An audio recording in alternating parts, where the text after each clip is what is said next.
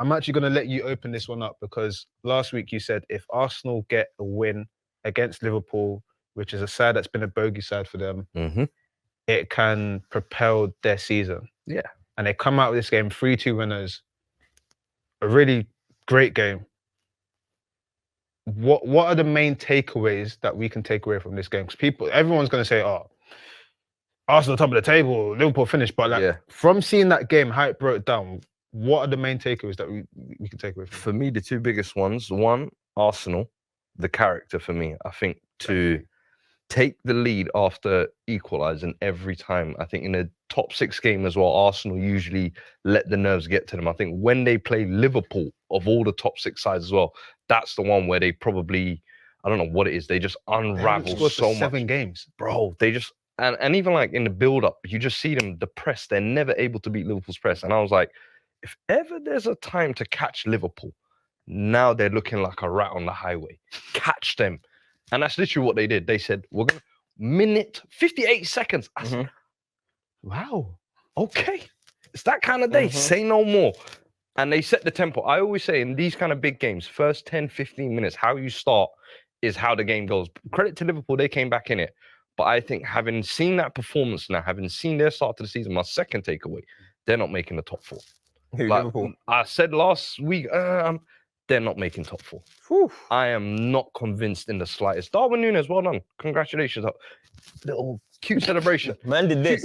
Cute celebration. And No one remembers that in the L. No, I'm telling you, Liverpool ain't making top 4. I have no faith. Their midfield solution midweek, what happened? That they got to bolster their midfield. He got injured and he's out for 6 months now. It's a mess at that club. But my man on the right. Hey! You good over there?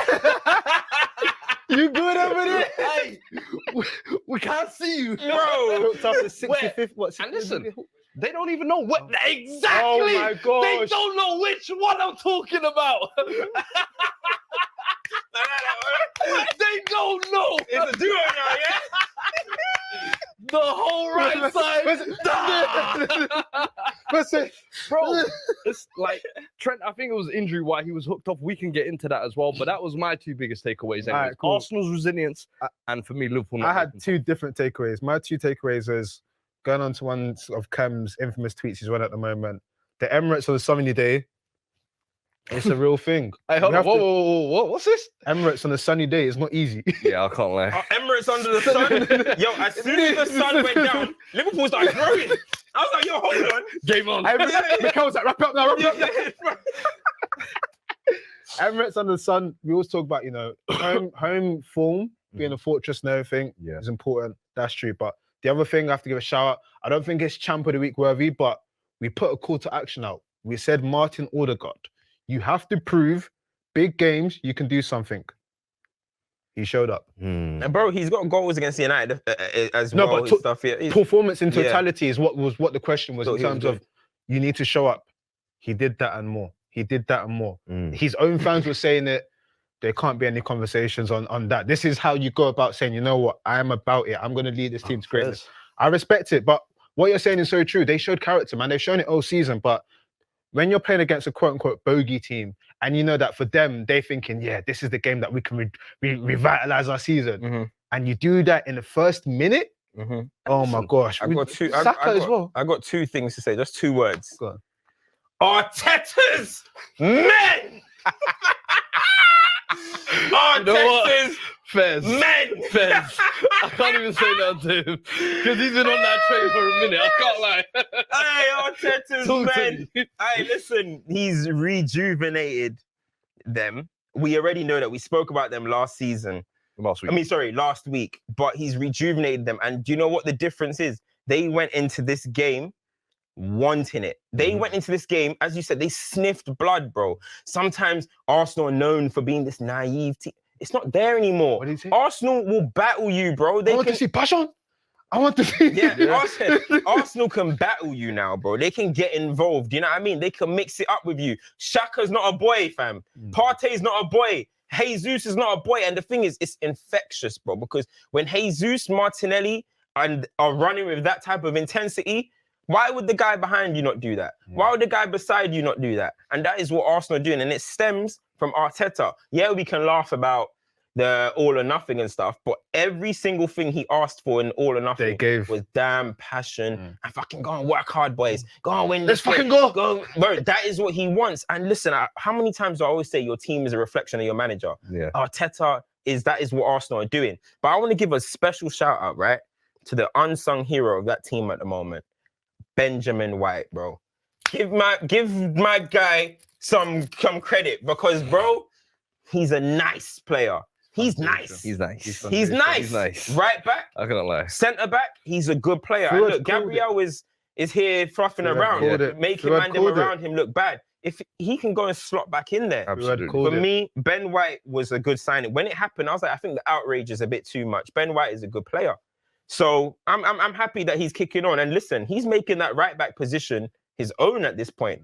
Tomiyasu was on left back. He said, hey, homie, go on the other side, please. He had a job. He had a job to do, though. There was, do you know what? And that was he ain't got a job to do. No. He ain't got average day. Easy day. Easy day. Easy work. It's a normal day. Hey, listen, because I was like, for this? I thought that was like a 4D chess move. I said, yo, he's putting Tomiyasu left back, eat the man up on the inside. I was like, you know what? Fair play. But as you said, easy day. But Ben White, I will say, even at the start of the season, when he played him there, I thought, technically he's good enough. He's played there before. Yeah, and the thing is for Brighton, isn't it? Yeah, so I'm thinking, eventually though, I think the solution is partnership has to be Saliba and White. Honestly, I feel like Gabriel, he got away with a handball today, definitely. I thought that was a stonewall penalty, I can't lie. I don't know what VAR is doing in that situation. I'm sure Klopp's huffing and puffing somewhere about that. But I feel like he's just got mistakes in him just waiting to happen every game, whether it's just self-inflicted or positionally. He made it up with a little burst forward and the dummy through the legs. I was like, you got to do something. Yeah. But for me, I just feel like he's the weak link in that little slot. And I think Tomiyasu, now he's back fit, possibly go right back. Zinchenko when he's back in. But Ben White, Saliba, I think that'll be the future. And I mean, we've got to give a big shout out as well to Martinelli. 100%. Martinelli today. Because the thing about Martinelli, right, it's like he's not the type of guy that, like, I want to watch him weekly. But the guy works hard. And, you know, it's not just work hard. He's a threat. He's a constant threat. And today, goal and assist, lovely finish in the beginning. And the assist for Saka. Was it Saka? No, sorry. Saka. Yeah, sorry, for Saka was nice, bro. Do you know what I mean? Let's not even think about that time when him and Luis Diaz were running down there. That infectiousness, bro. Manchester United used to have someone like that. Well, two people like that, called Dan Wayne Rooney and Carlos Tevez, bro. That when they initiate that press, the fans, hey, cavalry, where are you, man? Let's go. We're active today. You know what I'm saying? So that is exactly what Martinelli is. And if he's starting to put numbers down as well, then you're getting a very good player. Let's stay there for 1 second, because with Martinelli, what's always been interesting is, I remember there was a time where the conversations, it was Martinelli, Cho, the kid from United, you know, and it was all about, who's better, who's this and that. And Martinelli's always had ability. But what you're saying now is, you're saying that he might not be someone you want to watch every week, but application, bro. Same thing with Saka as well. Saka's aesthetically might not be like, oh my gosh, wow. But the application that you get from these players is second to none. And that's what you need in this league. Last year, Saka and ESR got 10 apiece in the league. Martinelli's well on his way to doing that, because he applies himself. He does what his manager wants. And again, you just have to respect, his management, but you have to respect his squad building. I saw Fabio Vieira, you know, getting nice during midweek and everything. Like, he's built a good squad. He's built. They still need some more. They still need depth. October's still going to be tough. Yeah. But you have to give credit where it's due, because Arsenal got it wrong for a long time. And I won't say they stumbled into this. They finally got it right. If Arsenal are serious, just like what I just said about Man United, if Arsenal are serious in January, you go and sign 1 or 2 players. Ensure that you are going to be the closest, or the closest challengers at least